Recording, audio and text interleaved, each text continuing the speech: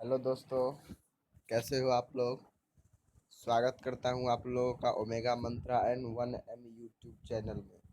तो दोस्तों, आज की वीडियो बहुत ही खास होने वाली है क्योंकि इस वीडियो में हम कवर करेंगे कि जीएसटी क्या है और इसके फायदे और जीएसटी नंबर कैसे लें। तो दोस्तों, जो लोग इस चैनल पर नए हैं, चैनल को सब्सक्राइब जरूर कर लीजिएगा और साथ में बेल आइकन को भी प्रेस कर लीजिएगा और इस वीडियो को ज़्यादा से ज़्यादा शेयर करिएगा क्योंकि इसकी जानकारी बहुत कम लोगों के पास है।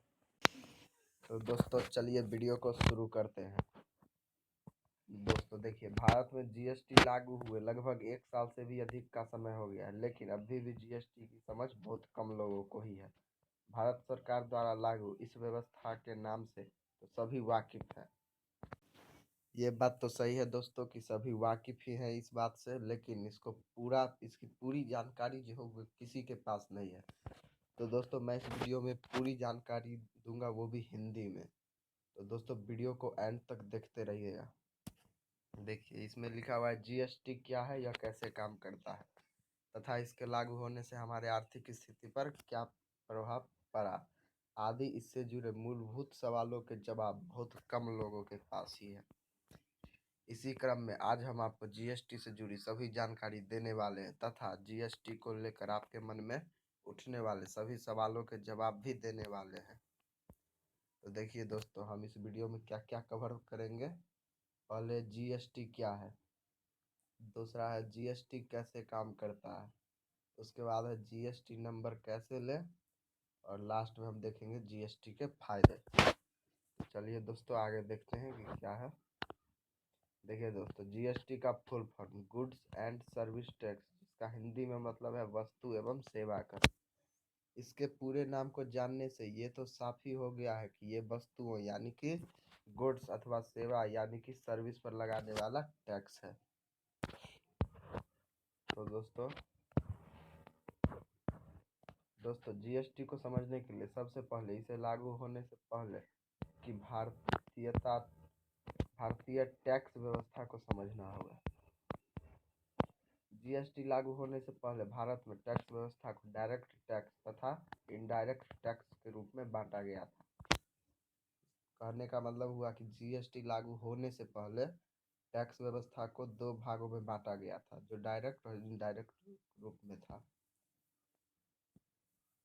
डायरेक्ट टैक्स में ऐसे टैक्स आते थे जो कि नागरिक द्वारा सीधे सरकार को दिया जाता था। Income tax, house tax, entertainment tax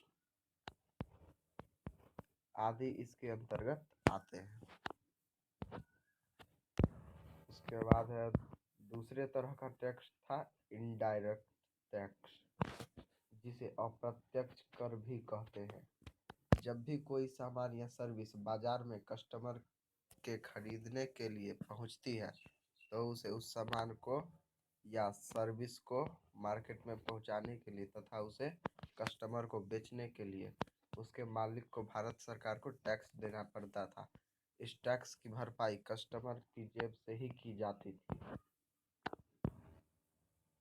इसके साथ ही पहले जब कोई सामान बिक्री के लिए मार्केट में पहुंचता था तो उसकी प्राइस मतलब उसका जो रेट होता है उसमें सर्विस टैक्स, वैट और एक्साइज ड्यूटी आदि कई तरह के टैक्स जुड़े होते थे। इन सभी टैक्स का भार उस सामान को खरीदने वाले उपभोक्ता पर आता था और इतने सारे लगने वाले करों का उसे पता भी नहीं होता था। उसके बाद देखिए दोस्तों, अब जबकि जीएसटी भारत में लागू हो चुका है तब उपभोक्ता को सिर्फ एक ही टैक्स का भुगतान करना होता है। अब किसी भी सामान को खरीदारी पर लगने वाले जीएसटी टैक्स के प्रतिशत का विवरण साफ साफ उसकी रसीद पर लिखा होता है, जिसे समझने में किसी भी व्यक्ति को कंफ्यूजन नहीं होता है। अब सभी व्यक्ति को उसके द्वारा किसी सामान को खरीदने के लिए किए गए भुगतान का पूरा पता होता है कि उसने कितने रुपये सामान के लिए दिए तथा कितने रुपये टैक्स के रूप में जमा किए। दोस्तों, ये तो सही बात है कि अब हम लोग को पूरा स्पष्ट पता चल जाता है कि वो बिल जो देता है उसमें टोटल चीज़ लिखा हुआ रहता है। तो भारत सरकार द्वारा जीएसटी लगाने का यही उद्देश्य है कि सभी करों को हटाकर पूरे देश में एक ही टैक्स सिस्टम लागू करना। पहले जहाँ किसी वस्तु का भारत के अलग अलग राज्यों में अलग अलग रेट होता था, वही अब जीएसटी लगाने के बाद इसके दायरे में आने वाली हर वस्तु का रेट पूरे भारत में एक ही है। अब देखिए, अब हमारा दूसरा टॉपिक है जीएसटी कैसे काम करता है। तो दोस्तों, इसको अब हम देखेंगे कि जीएसटी काम कैसे करता है। तो जीएसटी के लागू होने से पहले राज्य सरकारें हम वस्तु पर अपना मनमाना टैक्स लगा देती थी, जिस वजह से हर राज्य में एक ही वस्तु की प्राइस में काफ़ी अंतर देखने को मिलता था। लेकिन अब जीएसटी लगने के बाद टैक्स व्यवस्था पूरी तरह से केंद्र सरकार के हाथ में आ गई है। जब किसी वस्तु का जीएसटी लगता है तो वो दो भागों में डिवाइड होता है, जिसे क्रमशः एसजीएसटी तथा सीजीएसटी कहते हैं। एसजीएसटी का मतलब है state goods and service taxes तथा सीजीएसटी का अर्थ है central goods and service taxes. ग्राहकों द्वारा किसी वस्तु को खरीदने के लिए दिया जाने वाला जीएसटी टैक्स का पैसा केंद्र सरकार तथा राज्य सरकार के बीच आधा आधा बांट लिया जाता है। तो दोस्तों, इसकी पूरी जानकारी हम देंगे, तो वीडियो में एंड तक बने रहिएगा। अब देखिए, अब हमारा है केंद्र सरकार ने विभिन्न वस्तुओं तथा सर्विस को जीएसटी के अलग अलग परसेंटेज रेंज में रखा हुआ है, जो कि पूरे देश में समान रूप से फैलो होता है। ये जीएसटी रेट्स क्रमशः 5%, 12%, 18% तथा 28% है। भारत में बिकने वाले सभी प्रोडक्ट्स तथा सर्विसेज पर इन्हीं जीएसटी रेट्स में से किसी एक के अनुसार टैक्स लगाया जाता है। अब दोस्तों, हमारा अगला टॉपिक है कि जीएसटी नंबर कैसे लें। दोस्तों, जीएसटी को लेकर लोगों के मन में ये सवाल भी उठ रहे हैं कि आखिर किस तरह से वो अपना बिजनेस का जीएसटी रजिस्ट्रेशन करवा कर खुद को जीएसटी के दायरे में ला सकते हैं। तो दोस्तों, जीएसटी रजिस्ट्रेशन कराने के लिए सरकार ने बेहद आसान ऑनलाइन व्यवस्था दी है। इसके लिए आपको बस gst.gov.in ये लिंक है, ये गूगल क्रोम पर जाना है और इसको टाइप करना है और सर्च पर जाकर खुद को रजिस्टर करना होगा। जीएसटी की इस वेबसाइट पर जाकर आप रजिस्टर नाउ पर क्लिक करें।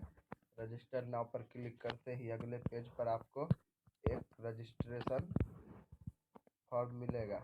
इस फॉर्म पर आपको अपनी पर्सनल डिटेल्स के साथ ही बैंक के अकाउंट संबंधी डिटेल भी देने होंगे। इसके साथ ही आपको अपनी फ़ोटो तथा सिग्नेचर भी यहाँ अपलोड करना होगा। इन सभी प्रोसेस को पूरा करने पर आपको आपके बिजनेस के लिए जीएसटी क्रमांक मिल जाएगा।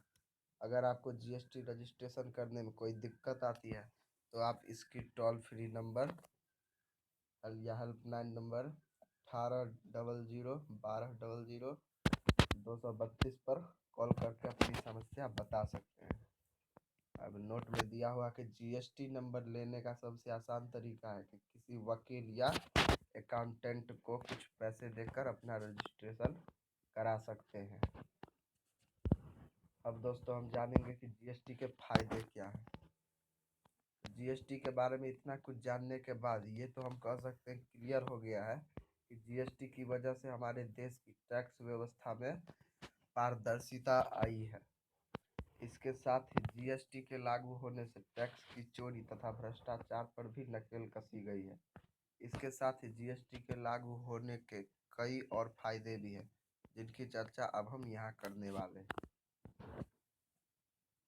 दोस्तों, अब इसमें हमारा पहला है कि वस्तुओं के दाम में की वृद्धि में रोक।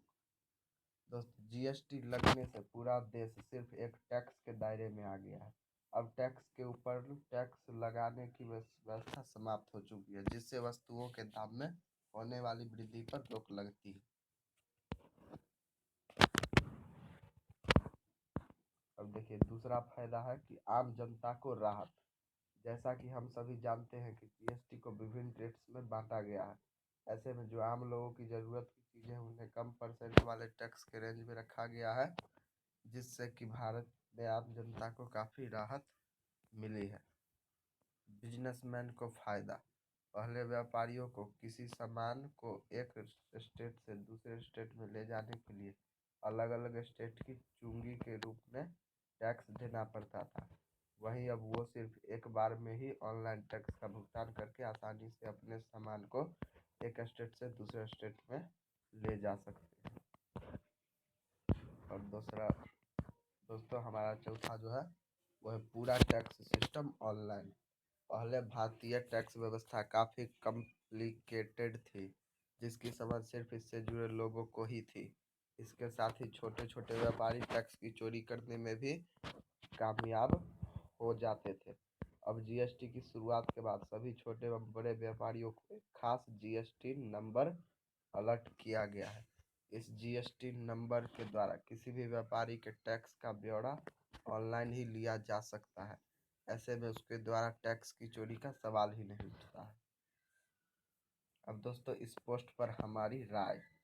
जीएसटी निश्चित रूप से हमारे देश की अर्थव्यवस्था को तेज गति देने का काम करेगा। जीएसटी के लागू होने से देश में टैक्स चोरी तथा भ्रष्टाचार भी लगाम लगा है। सरकार को जब ज़्यादा पैसा टैक्स के रूप में मिलेगा तो उस पैसे का उपयोग देश की गरीबी को हटाने तथा विभिन्न जन सुविधाओं को बढ़ाने के लिए भी किया जाएगा। दोस्तों, आज हमने आपको जीएसटी के बारे में तथा इससे जुड़ी अन्य जानकारी आपको ही दी। आशा करता हूँ कि आपको हमारी पोस्ट जीएसटी नंबर क्या है और कैसे बनाए पसंद आई होगी। इस आर्टिकल से जुड़ी कोई भी सुझाव या जानकारी अगर आप हमारा शेयर करना चाहते हैं तो हमें कमेंट बॉक्स में लिखकर ज़रूर बताइएगा। तो दोस्तों, वीडियो इतना तक ही था। धन्यवाद, और इस वीडियो को ज़्यादा से ज़्यादा शेयर करिएगा।